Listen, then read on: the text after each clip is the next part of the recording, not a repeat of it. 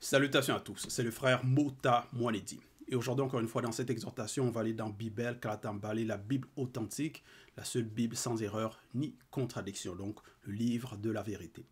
Ici, on va aller dans le livre de Woncha, qui est connu sous le nom de Ésaïe dans les Bibles actuelles classiques, mais vous devez comprendre qu'ils ont modifié son nom, ses écrits, ses propos dans les Bibles actuelles classiques. Donc ici, c'est sa véritable histoire, ses véritables propos qu'il a transmis parce que c'était un Mutopeda Moudi, donc prophète. Prise de contact et vision du futur. Donc ça, c'est le titre de son livre. Donc Woncha, c'est quelqu'un qui a vu les choses qui allaient arriver plus tard. Donc il a eu la prise de contact et donc il a prophétisé.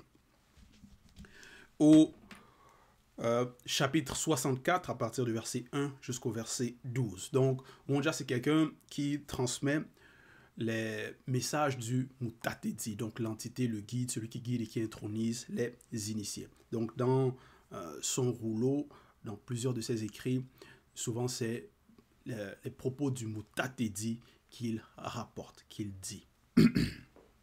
Et c'est aussi le cas par rapport au verset 64 ici. Et au verset 1, il est écrit « Ainsi parle Mutatedi, entre parenthèses, l'entité. » Donc, voilà, il rapporte les propos de l'entité. Donc, parce qu'il va annoncer les choses et dans ses écrits aussi, il met en garde, il avertit le peuple contre les mauvaises actions et il annonce aussi donc ce qui va arriver pour, en tant que prophète, pour prophétiser et pour aussi donc les initiés et les non-initiés graciés, donc pour le peuple, pour le bien du peuple. Donc il enseigne. Ainsi parle Mutatedi, : ouverture des guillemets. T'étais, vie inexplicablement hors de toute réalité, virgule, et même au-delà de la non-existence. Point. Donc, ici, voici les propos du Mutatedi. Donc, il dit, t'étais, donc c'est le seul et unique créateur. Vie, avec un V majuscule, inexplicablement, hors de toute réalité, virgule. Et toute réalité, c'est avec un T majuscule et avec un R majuscule. Donc, t'étais vie inexplicablement, hors de toute réalité. Et même au-delà de la non-existence. Point. Donc, on ne peut pas expliquer cela. On ne peut pas dire que non, il vit dans cet endroit. Parce qu'il est hors de l'endroit, hors du lieu, hors de toute réalité. Il vit inexplicablement hors de toute réalité. Voilà pourquoi certains scientifiques vont essayer de dire non, ils ne vont pas réellement comprendre. Certains vont dire maintenant que non, selon eux, selon leurs termes, que non, il n'y a pas de créateur. Et ils vont maintenant l'appeler, plusieurs personnes vont dire Dieu. Et donc ils vont dire non, il n'y a pas de Dieu, tout ça là. Mais l'Oba est au-delà du titre de Dieu, donc, et de créateur que les personnes prononcent, que les personnes non initiées prononcent. Et on voit ici que ça c'est la connaissance, ça aussi c'est l'éclairage, c'est l'initiation. Parce que certains dans le visible vont être dans la confusion.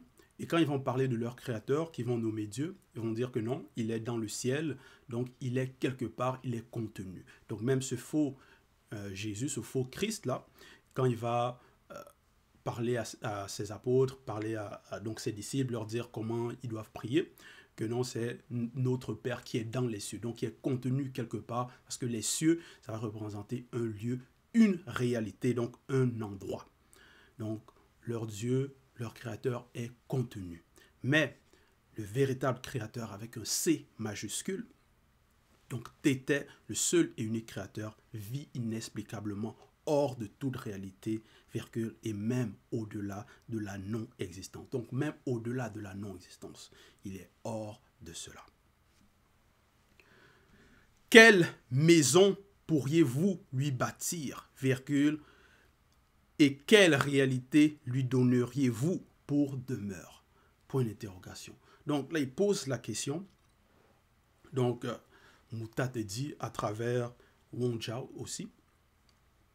quelle maison pourriez-vous lui bâtir? Est-ce qu'on peut bâtir un temple, on peut bâtir une maison, on peut bâtir, donc construire quelque chose pour le Créateur? Cela est impossible parce qu'il n'est pas dans la réalité, il n'est pas contenu dans un lieu sur la terre, hors de la terre, hors du visible, hors du non visible. Et quelle réalité lui donneriez-vous pour demeure? Point d'interrogation. Donc ça, l'interrogation, ce sont des questions pour pousser à la réflexion, pour pousser à, donc c'est la sagesse. C'est comprendre qu'on ne peut expliquer. Mais néanmoins, t'étais vie inexplicablement hors de toute réalité. Virgule. Au verset 2, il est écrit: toutes les choses avant la chute, virgule. Donc, toutes les choses, et choses ici, c'est avec un C majuscule, avant la chute, virgule, il les a faites par la manifestation de sa volonté, virgule, et toutes ont reçu l'existence. Dit mutate dit, entre parenthèses, l'entité. Donc, là, il enseigne, il rappelle que bien sûr, il y avait avant la chute et tout, parce que tout ce que l'Oba a créé par la manifestation de sa volonté, c'est parfait. Donc, toutes les choses avant la chute, il les a faites par la manifestation de sa volonté. Donc, par la manifestation de sa volonté. Et tout ont reçu l'existence. Voici sur qui le verbe de l'Oba fera grâce. 2 points. Ouverture des guillemets. Sur celui connu qui souffre et qui a l'esprit abattu, virgule, sur celui connu qui craint l'Oba de la crainte du respect qui lui est dû. Point. Donc, déjà, il a mis la base par rapport à l'interrogation qui est l'Oba, par rapport à donc, le Créateur.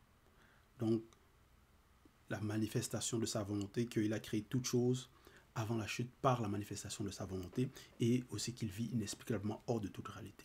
Donc, il faut le craindre de la crainte du respect qui lui est dû.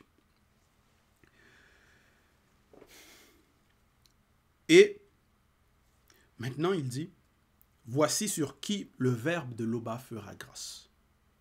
2 points. Fera grâce parce que maintenant, il y a la chute, il y a les épreuves, il y a les tentations, tout ça là dans le visible. Donc, il y a aussi des châtiments qui s'abattent dans le visible parce que certaines personnes sont rebelles, certaines personnes n'écoutent pas les enseignements, n'écoutent pas les préceptes qui sont transmis par les prophètes. À cause de cela, on voit le désordre.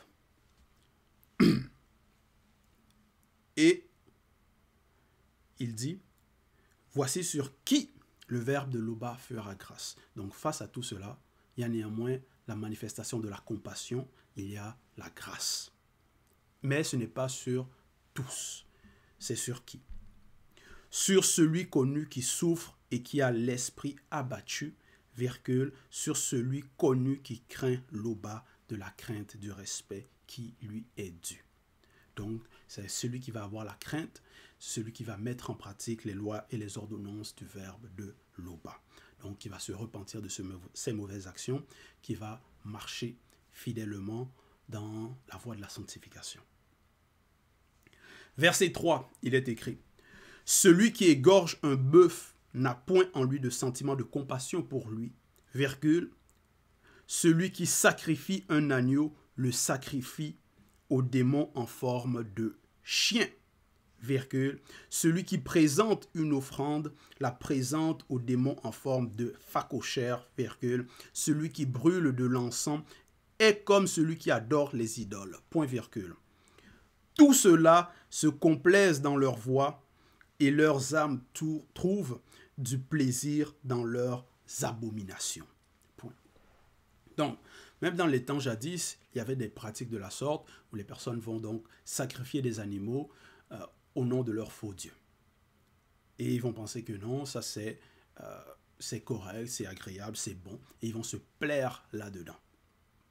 Mais derrière donc, ces actes, ce sont des des actes abominables qui ne sont pas approuvés par le grand ordre des choses. Et derrière cela, donc, il y a des démons. Donc, ils vont penser que non, c'est au nom de leur Dieu qu'ils sont en train de sacrifier, mais derrière leur Dieu, on sait que ce sont des démons. Et ils vont maintenant nommer leur Dieu de différentes manières, de différentes façons.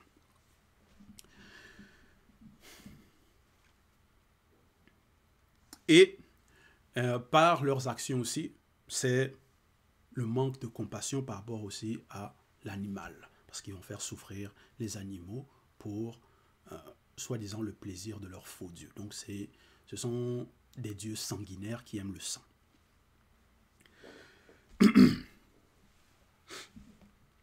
Et il y a une référence ici, c'est Psaume 59, 8. Donc, non, c'est Mienge, Psaume 59, 8. Il est écrit, « Ils reviennent chaque soir, virgule, ils hurlent comme des démons en forme de chiens, virgule, ils font le tour de la ville. » Donc ici, on parle de ces démons-là en forme de chiens. Parce qu'il faut savoir aussi, derrière tels actes, telles pratiques abominables, quels sont les esprits qui sont derrière. Parce qu'il y a plusieurs démons de différentes races, de différentes sortes, de différentes catégories. Verset 4. Mundima Bekoki s'est dit, aussi se complaira dans leurs infortunes, virgule, et fera venir sur eux ce qui cause de l'effroi, virgule. Parce que Moutate dit, l'entité a appelé, virgule, et qu'ils n'ont point répondu, virgule, parce que Moutate dit, l'entité a parlé, virgule, et qu'ils n'ont point écouté, point virgule, mais ils ont fait ce qui est mal, virgule, et ils ont choisi ce qui n'est pas droit, point. Donc, plusieurs, parmi le peuple non initié dans des temps, et même en ce jour, ne vont pas écouter quand les préceptes, les ordonnances vont être données, concernant même par rapport à ces lois-là des sacrifices des animaux, tout ça, que ce sont des abominations et ce n'est pas approuvé. Mais néanmoins, donc, ils ne vont pas écouter parce que ça, quand ils reçoivent ces enseignements, quand ces enseignements sont partagés, que ce soit par les prophètes, autant de gens qui savaient par les apôtres, les disciples, ainsi de suite, certains vont être rebelles, certains ne vont pas écouter, certains vont persévérer dans des actes ignobles.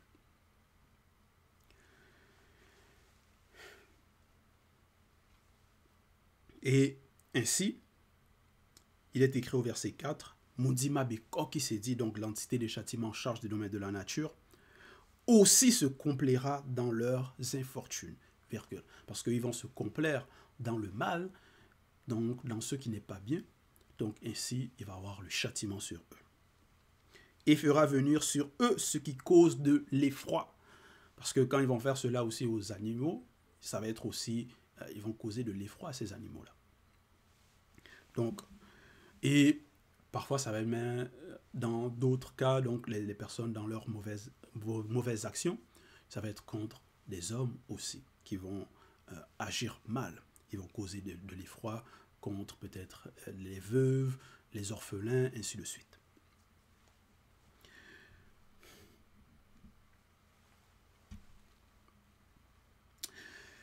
Verset 5. Donc déjà là au verset 4, c'est une mise en garde que non, ceux qui commettent le mal, ceux qui n'écoutent pas, ceux qui sont rebelles à la parole, eux aussi, donc eux ils vont subir le jugement. Eux, il va avoir le malheur sur eux. Donc quand on parle de l'infortune, c'est le malheur.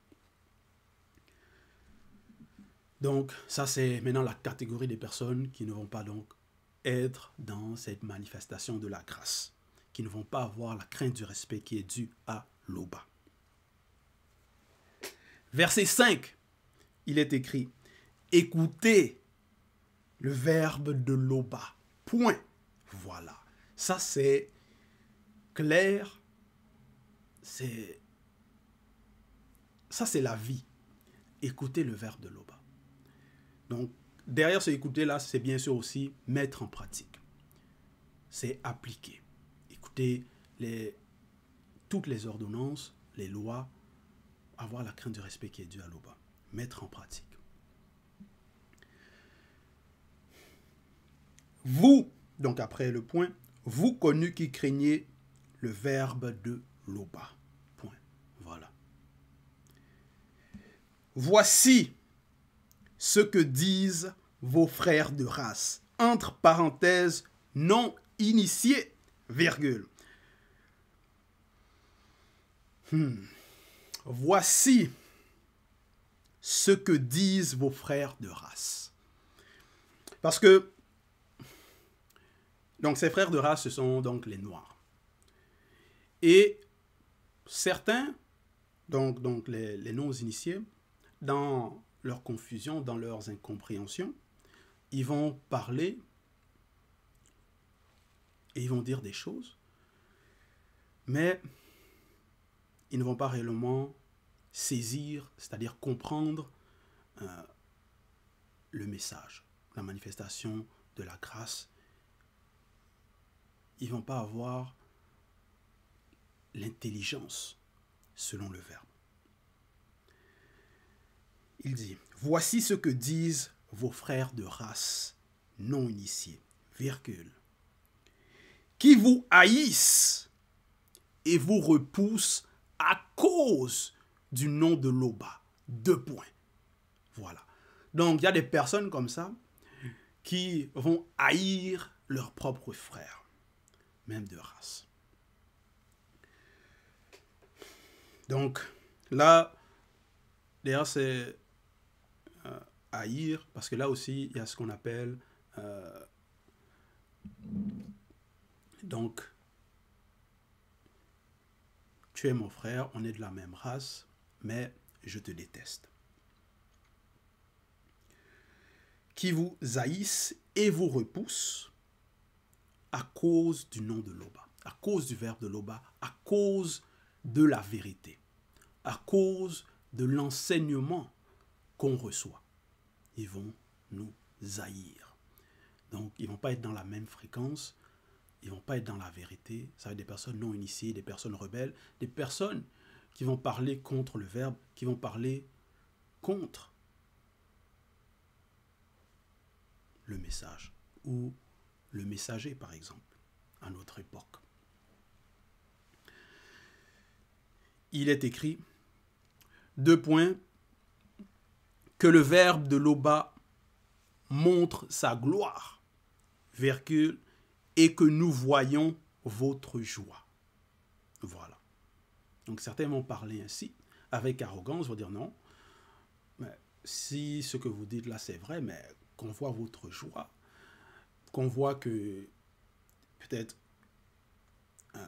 vous devez être riche, vous devrez donc peut-être être des rois, des présidents, ainsi de suite, dans le visible, avoir peut-être, selon eux, de l'importance au sein de la société, par rapport aux non-initiés, au regard des autres.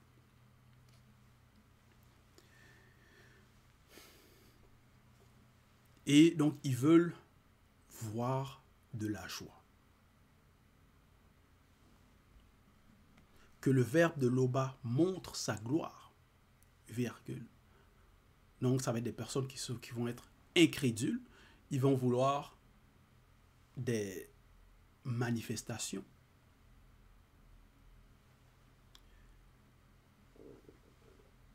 Ils vont vouloir voir. Et que nous voyons votre joie. Mais ils seront confondus. Ils seront confondus.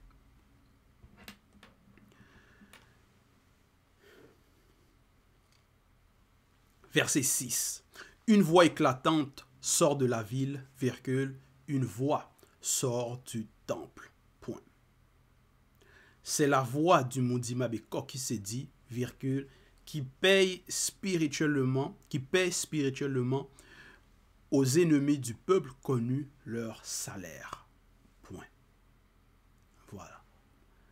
Parce que certaines personnes, quand ils vont peut-être voir les riches ou ceux qui sont contre le peuple,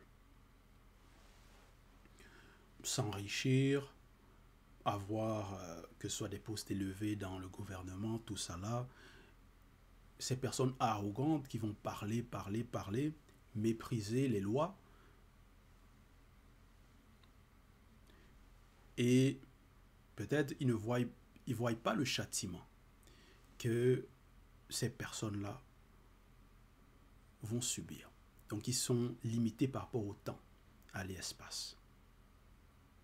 Ils ne voient pas spirituellement.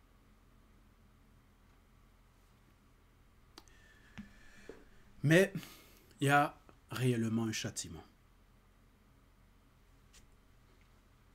Et c'est cela que Wonja ici annonce. Une voix éclatante sort de la ville, virgule, une voix sort du temple, point. C'est la voix du Mundimabé qui s'est dit, virgule, qui paye spirituellement aux ennemis du peuple connu leur salaire. Point. Verset 7. Avant de ressentir les douleurs de l'accouchement, virgule, le continent a donné naissance, virgule, Wassé a manifesté 2 garçons avant de commencer à souffrir. Point. Donc, il y avait déjà la prophétie qui avait été annoncée concernant les 2 guerriers. Verset 8. A-t-on jamais entendu dire, virgule, a-t-on jamais vu chose pareille? Point d'interrogation. Un pays peut-il naître en un jour? Point d'interrogation. Une nation est-elle enfantée en un seul coup? Point d'interrogation. À peine en travail, virgule, Wassé a enfanté ses fils. Donc, Wassé, ils vont nommer cela l'Afrique. Donc, à peine en travail, virgule, Wassé a enfanté ses fils. Verset 9. Ouvrirai-je le sein maternel, virgule, pour ne pas laisser enfanter?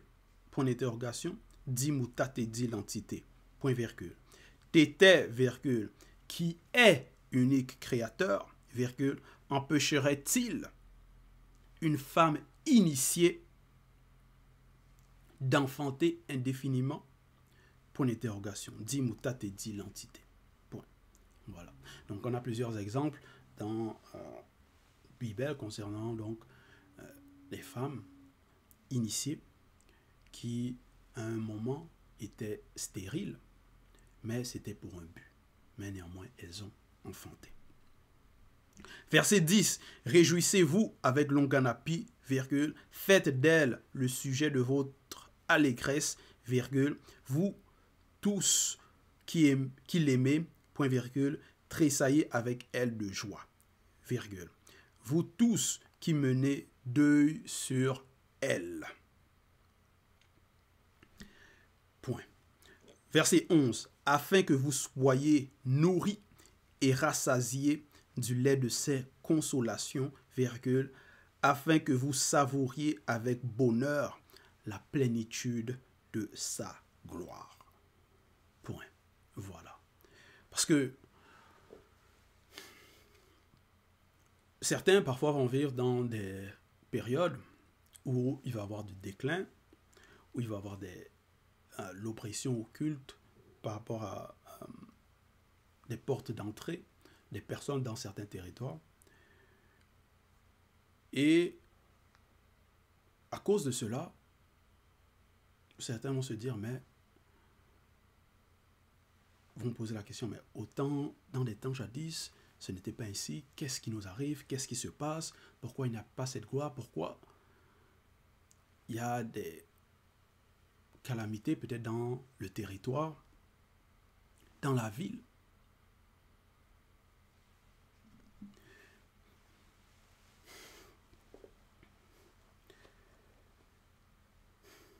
Mais il y a déjà la prophétie qui est annoncée, qui ont été annoncées. Et il y a certaines périodes ainsi où il y a des malheurs à cause des portes d'entrée, mais il y a aussi des périodes de grâce.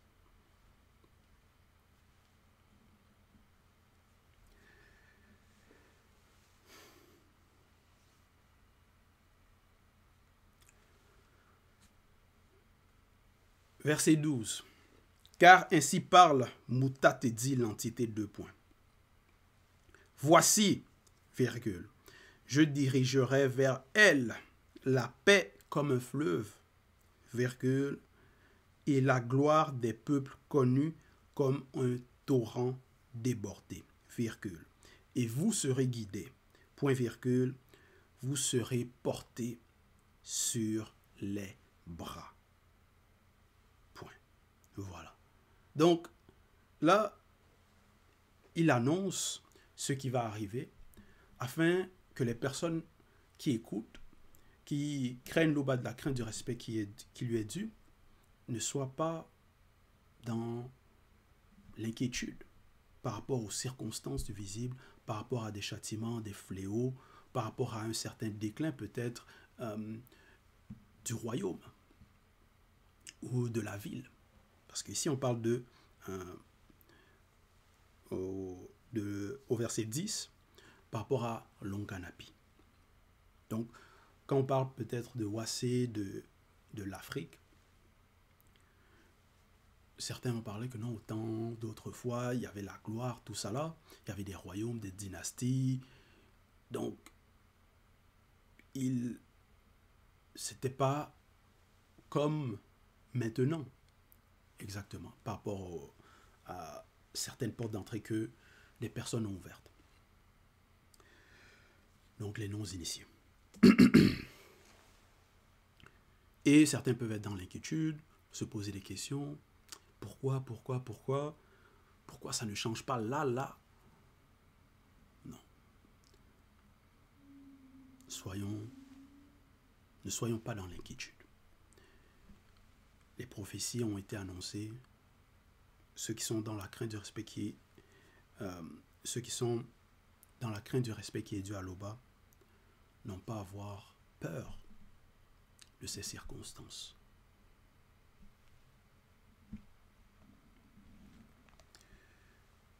Mais nous devons être, bien sûr, dans l'espérance, aussi dans la joie de ce que le Verbe de l'Oba nous préserve. Et de la manifestation de la grâce aussi. Donc, voilà, c'était l'exhortation. Toute gloire, tout honneur à l'Oba, le seul et unique Créateur.